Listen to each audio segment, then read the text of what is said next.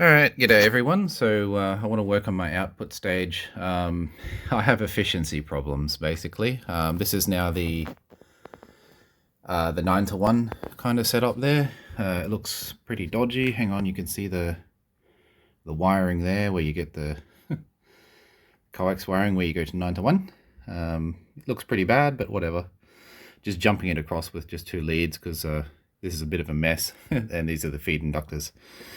Alright, so what I want to do is I want to look into the drains here, and I didn't break, I've disconnected the filter. So you can see that I've lifted off this connection here. That's not touching. It's a bit hard to see. It's not touching. There you go. And I put two 100 ohm resistors here, so this is terminated to 50 ohms. So that's what I want the output to be. Now if I look into the drains with an NOVNA, you can see that it's not perfect. There is a bit of inductance. Now we would expect it over here because, you know, we in theory should have 5.5 ohms, because yeah, 5.5 times 9 gets you up to 50. We do have a little bit of inductance still, and this is even with this these 1 nanofarads to ground. I'm thinking about getting rid of these because I think these probably only just increase the power supply current for no real reason. It does clean up the waveform a lot having them, but I think what I'm going to do is I'm going to get rid of these, or at least reduce their value. You know, maybe like these are 1 nanofarad at the moment. I might go down a fair bit.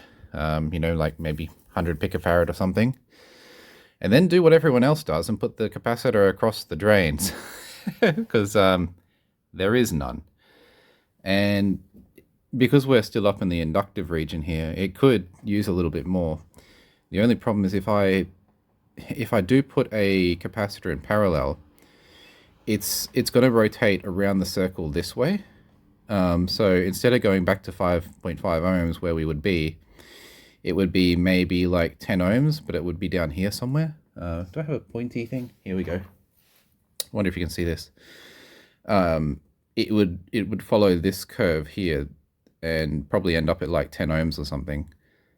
But I think that's okay. What I'll do is I'll find a capacitor just to put across it as is, and I'll just kind of show you what I'm trying to go for. All right, 2 seconds. Before I mess around with those resistors on the back, I'm just going to kind of show you an example of what I'm going for. So I believe this here is probably, I don't know, like 10 nanofarad or something. Hang on, I think one of these is. Yeah, there you go. There's a 10 nanofarad. Now, obviously, if I put 10 nanofarad across the drains, it shorts right out. That's not what I want to do, because what's happened is that we're going round the circle this way, and we're ending up right back at short circuit. Just to prove the point, if I put, you know, a piece of metal across the drains here, you get a short. Okay. So what I'm after is a value that'll take me just down to that line. Actually, what I should do is actually calibrate this length out, but I'll get there. So this one here is, I think this is 1 nanofarad. I haven't tested. Just put it across the drains and you'll see. Come on, go across the drains. See how I end up closer to the line? Hang on, it's a bad connection there. Obviously, as you go higher in frequency, it shorts out more. So this is only good for 7 megahertz, but that's all I'm trying to do. So that there is, what are we? 9.52. See if I can focus that. 9.53, whatever, 9.52, and 61 nanohenry. So I could use a little bit more capacitance, but this is a lot closer than 7.92 plus 144.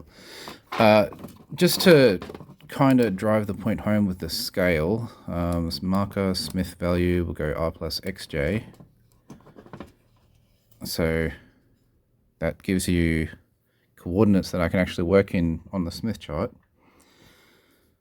So I'll do the short again just to kind of show you. So we'll short the drains out together.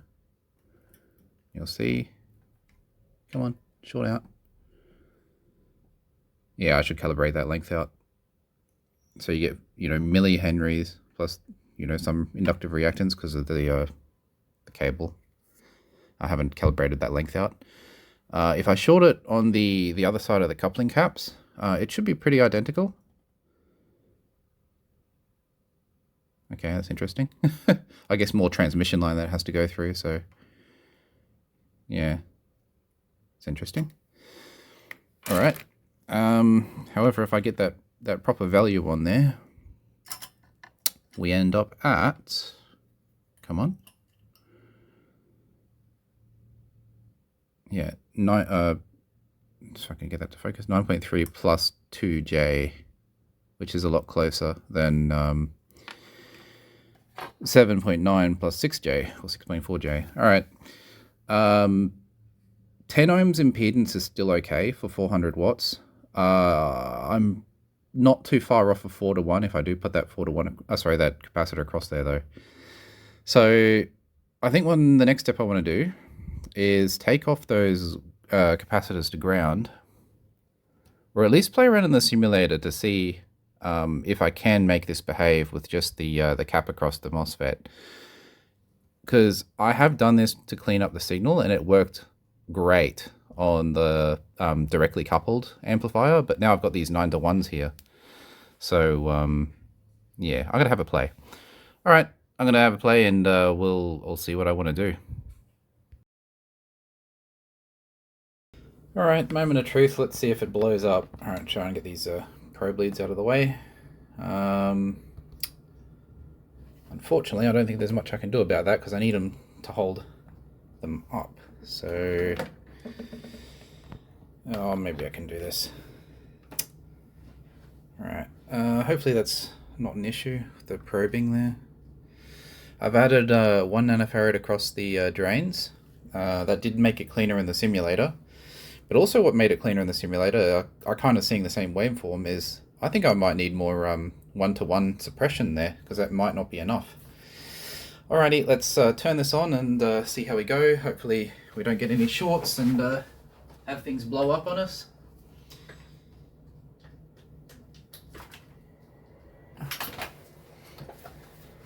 And we look good. Oh, hang on. Uh-oh. I think we're good. Nope. Hang on. No, we're good. We're good. Okay, just the power supply wasn't plugged in properly. That is the idle drain of my amplifier. So first things first, let's check V bias. I've got PTT. I'm just going to short it out to ground. That looks nice and stable. 0.5 amp bias, which is higher than I normally run, but I just want to do a little quick test. Alright, next step is fire up the HL2. Alright, I've confirmed that the power level's correct. So we're only putting in maximum about 0.5 watt into this amplifier. So let's see how far we can drive it without it exploding. Alright, we'll plug in PTT. Now in theory, we're all set up. So let's see what happens.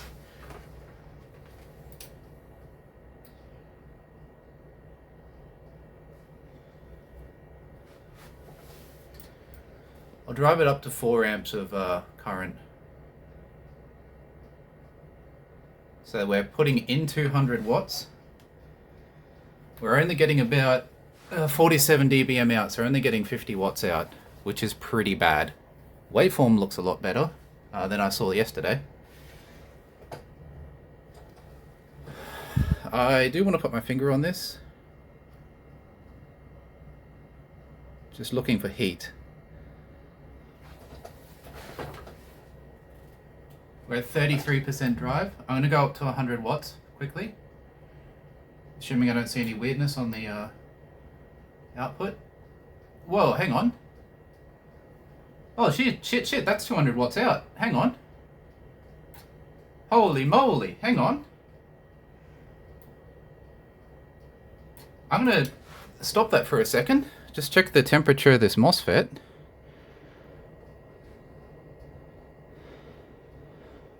I just saw 53 dBm on the spec end, and the power meter was real happy. All right, let's see if I can get this in shot. And I do want to watch that drain current, because we start seeing 8 amps or something, I'm gonna bail. My filter is not the best. I still have filtering issues. Right, let's use this radio here to prop it up. Should be able to see, yeah, ish. I'm gonna take a stand out of here. I'll just cut to that 1 second. Alright, I'm absolutely terrified, but let's see what happens. Okay, we'll drive it up to, let's say 6 amps maybe?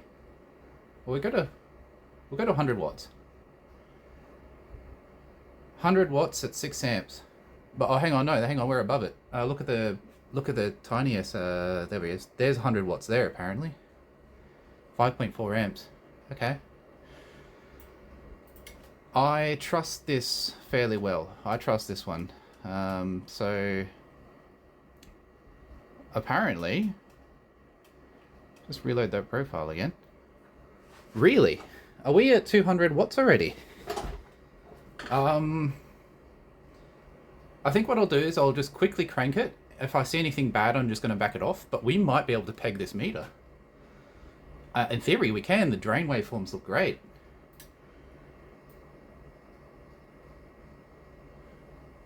No, we can't. Hang on. No, hang on. There is something seriously wrong happening. Oh, here we go. Alright, I'm gonna give that a break. Just wanna feel heat.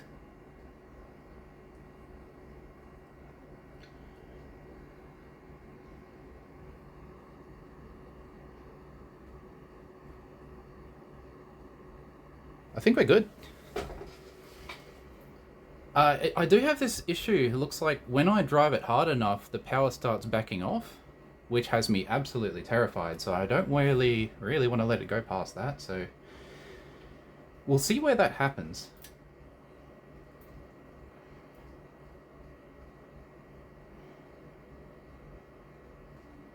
Yeah, there, somewhere. Right, there's 53 dBm on the... No, there we go. Alright, there we go. That was over 100 watts. Just want to make sure I don't cook this MOSFET. Drain waveforms look pretty good. My filtering definitely needs improving. I'm surprised this relay hasn't exploded, the input relay. But I think we're seeing, what, 52.5 dBm? So that's nearly 200 watts according to the tiny SA here. Hang on. Where do we see that power level? No, there. So 52.5 dBm is where we're seem to be having troubles. Okay, we are over 100 watts, so we have made progress. The drain waveforms look okay. The filtering looks awful. So I'm going to have to improve the filter. So this capacitor here, I think, was a winner chicken dinner. Feeling slight bit of heat up in the balance here, just to, like, you know, lukewarm. So they're fine. These, they're okay. The heat's got to be going somewhere, right? And obviously, you know, most of it's going to be in this MOSFET. Still cold. So I think possibly what's happening, this multimeter, I got really long leads, so possibly it's just too much inductance, or too much, you know, too much resistance. I'm getting voltage drop and clipping the amplifier. So what I'll do, I'll try getting rid of the multimeter. I am terrified, I will admit that, but possibly we might be able to break 200 watts. Alright, let's unplug the amp. Come on. Now I still have 48 volts in this massive capacitor, so the way I actually just drain that is I just hit PTT.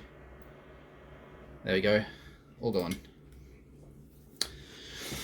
Alright, I'm going to redo the connection, get rid of this ammeter, basically, and I'm going to try that test one more time, see if we can hit 53 dBm on this.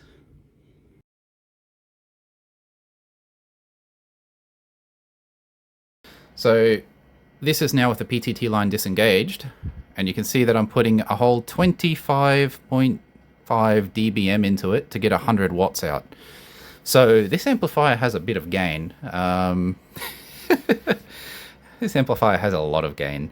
What's that? A whole 20, basically 25 dB of gain. So it's pretty much what the data sheet suggests. But that's, given their setup. Alrighty, so basically 52 dBm is where I trust it. I'm kind of just under, what's that, 150 watts or so. I don't know what happens when I push it any harder. I start seeing some weird stuff, so I'm unsure where the weird stuff is coming from. When I push it too hard and overdrive it, the amplifier starts backing off. And I don't know if that's because my input power is starting to trip. I do have a protection circuit where that's probably what's happening. The protection circuit, when it draws too much current, starts to trip it. It's supposed to trip off completely, but possibly it's not doing that. It's maybe only just kind of turning off a little bit, reducing the level for the bias, which could, I guess, maybe reduce the bias level. Alright, honestly, I think I'm pretty happy as it is. I really would have liked to hit a little bit more power than this, but I'm starting to see some weird stuff, and there is some stuff I kind of have to buy. I do need to change the filters. I do need probably better quality capacitors. But yeah, I am here now. So yeah, a bit interesting that this meter doesn't read 100 watts at 100 watts, but I should probably check that on the 7300 because I know I can trust that. So yeah, alrighty, I'll leave it at that, and I'll say 7.3s. Interesting results today, and yeah, 52.5 dBm I think is what I saw. So I'm almost at 200 watts. Alright, I'll leave it at that. 7.3 VK4 Delta Lima. Catch you later.